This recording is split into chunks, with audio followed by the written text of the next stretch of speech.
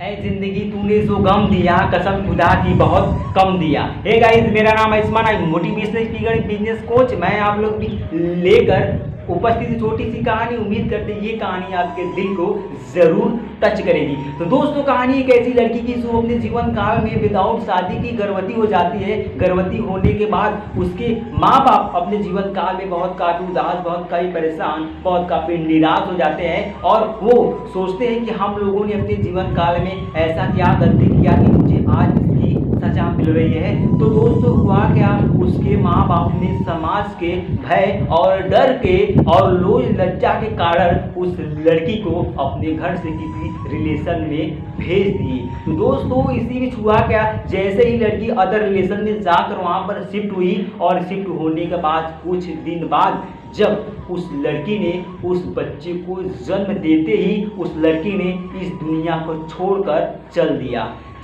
उसके बाद उस लड़की ने जिस बच्चे को जन्म दिया था वो बच्चा भी लड़की ही था। तो दोस्तों, इसी बीच हुआ क्या, समय के साथ वह लड़की अपने जीवन काल में बढ़ती गई। बढ़ने के बाद जब अपने जीवन काल में जब वह कुछ करने के ठानी, कुछ करने के लिए सोची, इसी बीच उस फैमिली में जिस रिलेशन में रहा करती थी वो रिलेशन वालों ने उस पर बहुत काफ़ी अत्याचार किया करते थे, उसे बहुत काफ़ी परेशान किया करते थे, बहुत काफ़ी उसे टॉर्चर किया करते थे। तो दोस्तों, इस चीज़ को लेकर वो अनजान थी कि ये मेरे रियल ही माता पिता थे। वह बहुत काफ़ी परेशान थी कि मैंने बहुत काफ़ी बच्चों को, बहुत काफ़ी लड़के लड़कियों को देखा है, उसके माँ बाप तो इतना अत्याचार नहीं करते हैं जितना हम पर अत्याचार होता है। तो दोस्तों, वह लड़की बहुत काफ़ी परेशान थी। हर रोज़ वह खून की आंसू हुआ करती थी, बहुत काफ़ी परेशान थी कि मैं अपने जीवन काल में जीने से अच्छा है कि मैं कहीं जाकर सुसाइड कर लूं।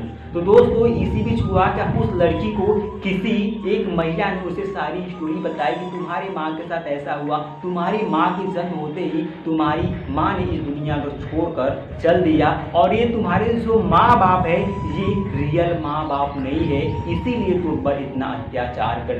इतना सुनने के बाद वह लड़की वहीं पर फूट फूट कर रोने लगी और वह लड़की ने अपने जीवन काल में डिसाइड किया कि मैं आज से इस घर में अपनी कदम नहीं रखूंगा और मैं इस घर को मैं बहुत दूर चला जाऊंगा, इस घर को छोड़कर। तो दोस्तों, हुआ क्या, उसी रात उस लड़की ने अपने सारे सामान को पैकिंग किया।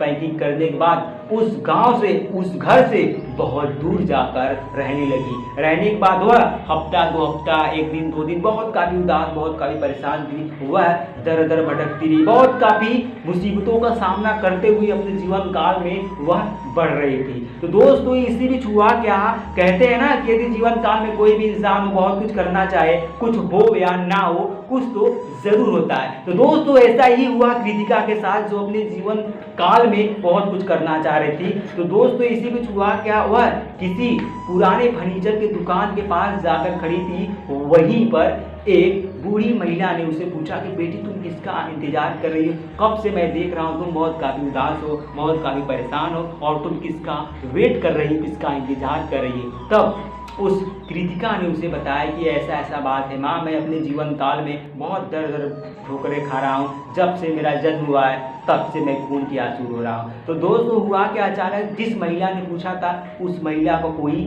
संतान नहीं था। उस महिला को कोई संतान नहीं था। तभी उस महिला ने कहा कि बेटी, अगर तुम चाहो तो मैं तुम्हें अपनी बेटी बना सकता हूँ, क्या तुम मेरी बेटी बनोगी?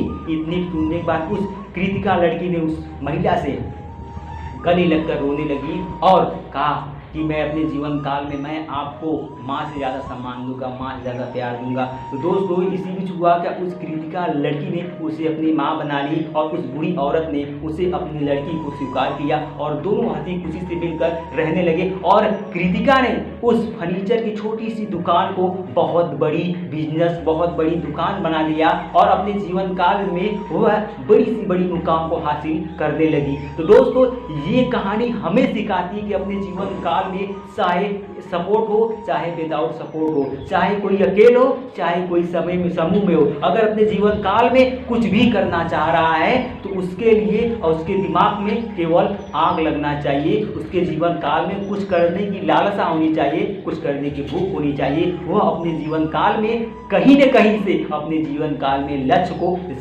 जरूर ही प्राप्त करेगा। तो दोस्तों, उम्मीद करते हैं छोटी स्टोरी आपको लगी कैसी, कमेंट बॉक्स में जरूर बताइएगा। जय हिंद, जय भारत।